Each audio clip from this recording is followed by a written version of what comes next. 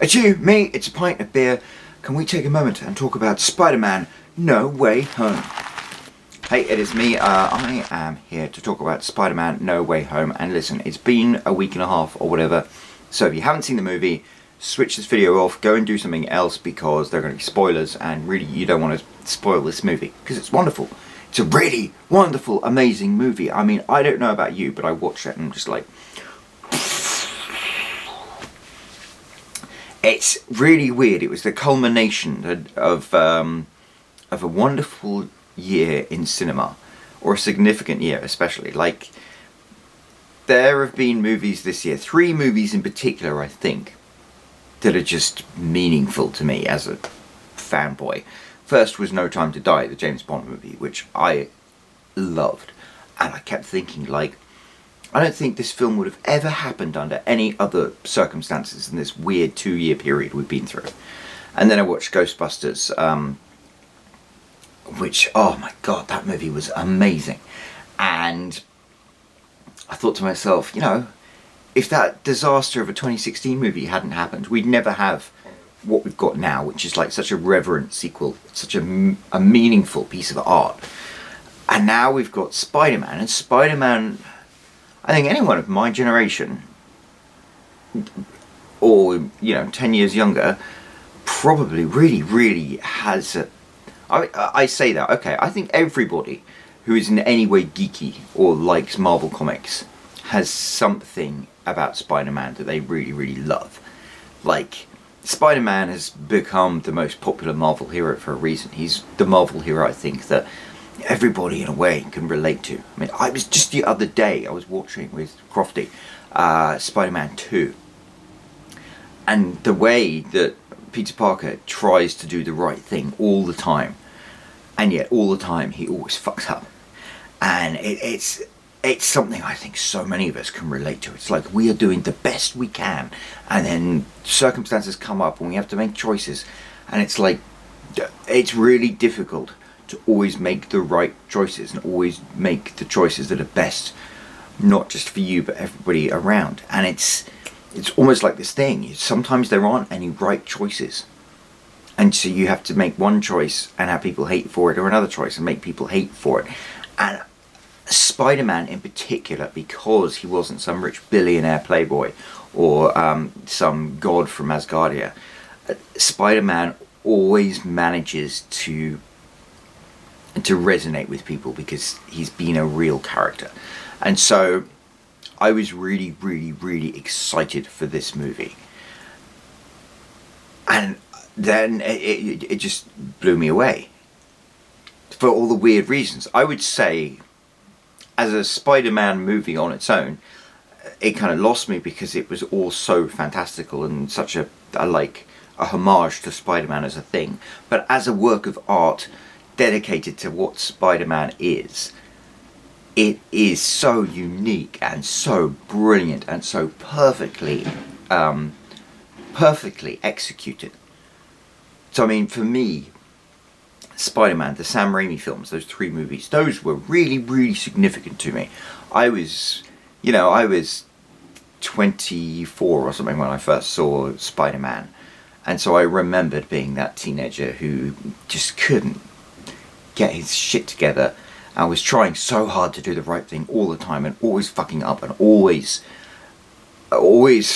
disappointing people, yet at the same time trying so hard to do the right thing. So I watched that movie and Tobey Maguire was so amazing in portraying that. And the second movie, Spider-Man 2, it's great. It's like, you know, when you write romance books, you just throw everything but the kitchen sink in there, and people never blame you for adding too much. And in Spider-Man 2, all of the subplots was so written with such a painted with such a broad brush, and yet at the same time, that's why they resonated so deeply. And a whole problem with Peter having these dual identities and wanting so desperately to be with MJ. I don't know. It blew me away. That particular movie blew me away. And Spider-Man 3 I always loved because I saw it in Paris, as I saw a lot of great movies around that period. And Yeah, they meant a lot to me. And they meant so much to me that when Sony made the new ones in 2012 or something with Andrew Garfield, I didn't even bother watching them. I really didn't. I was like, Andrew Garfield, he's far too good looking. He's far too confident. Nobody buys him as Peter Parker. Never watched them. And it was so interesting because I really loved everything that happened with the third iteration of Spider-Man that I've been culturally aware of, which in 20 years is, quite significant. You don't normally have characters rebooted quite so frequently. When Sony and Marvel made that agreement to get Spider-Man into Civil War, it was like something magical. Because to be honest, to be a fanboy before that point had been nothing but sheer disappointment.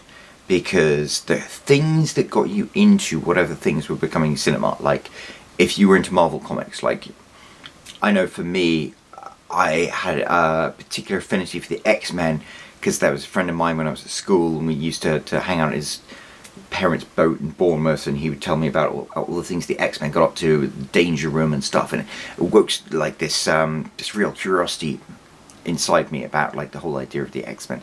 And then as you grow older, your understanding of comics grows with you, and you understand like the X-Men was allegory for racism and the civil rights movement, and they're so deep and meaningful. And then you see them turned into cinema, and until that point, cinema had just been a horrible, horrible, grievous thing for everything you loved in comic books. Every single thing, it seemed like a mangled mess of. I mean, if you've watched Wolverine Origins or something, where they have the original Deadpool, it's also disappointing because they take the things you love and they just ruin them for no reason. And the characters you might like to see together, you can't because of stupid licensing agreements.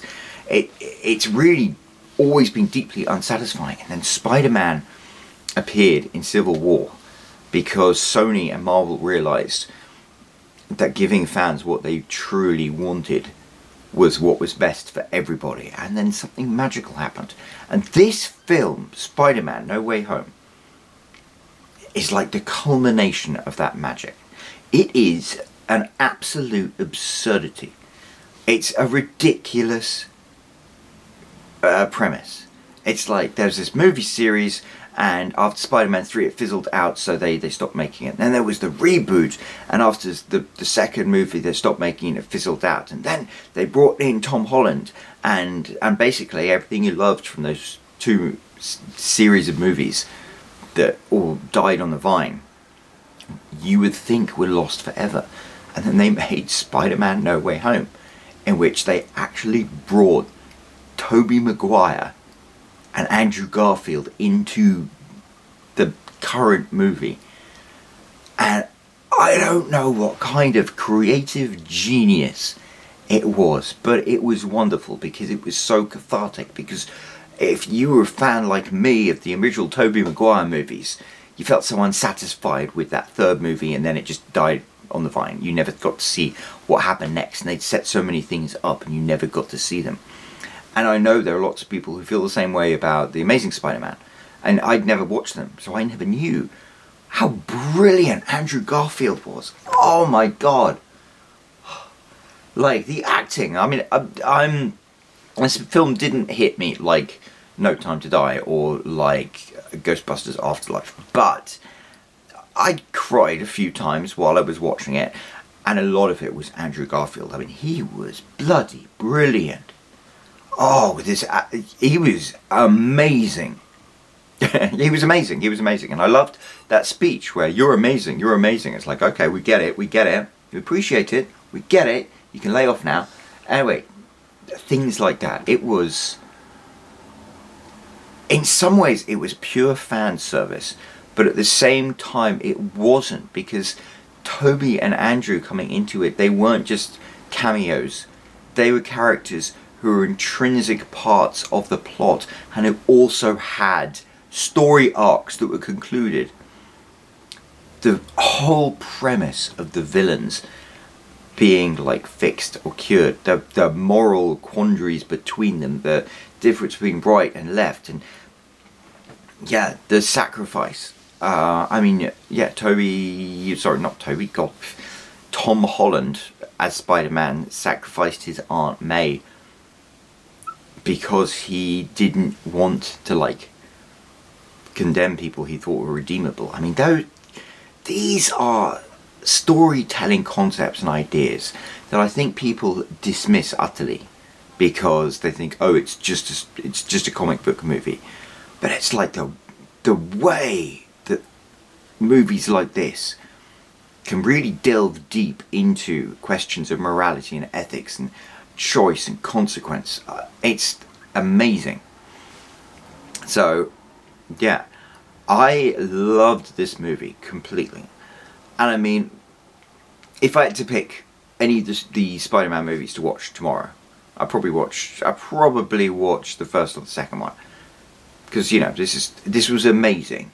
This like paid off something for me, but this was like a payoff. It wasn't quite so pure as the first and the second Spider-Man movies, but it wasn't meant to be. This was something special. This was a creative cinematic event that is unprecedented in history. And it sets the tone for what is possible when people who appreciate art finally have reached the level of control where they can dictate where art goes. We couldn't have had a movie like this 10 years ago because Fox owned the rights to this character and Sony owned the rights to this character and Marvel owned the rights to this character. But now, thanks to Sony and Marvel making an agreement, not even like Disney just gobbling everything up, it was like executives from companies with their own selfish desires realized that the best way to meet those selfish desires was also to meet the wants of the fans, the people who made these cultural icons what they were. I don't know.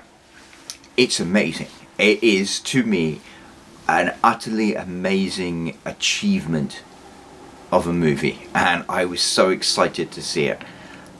And yeah, as I said, it didn't hit me in the same way that No Time to Die or Ghostbusters Afterlife did, but it hit me as a significant moment in cinematic history, and hopefully it is just the start of even more amazing things to come in the future. Just think, we live in an age where almost any form of creative execution can be performed. And there are so many things that cinema fans and comic book fans and people like me just never thought you would ever get the opportunity to see, and now they're happening. It's so cool. Right, I'm going to wrap this video up, but if you haven't seen Spider-Man No Way Home, go and see it right now. It's really cool, and you will love it. And I'll make another video soon. Ciao. I'm Roland Hume. I've sold 67,000 copies of my books. If you want to find out how I did it, I've got a link right here you can click. And otherwise, don't forget to subscribe. I've got more videos coming soon. Thank you.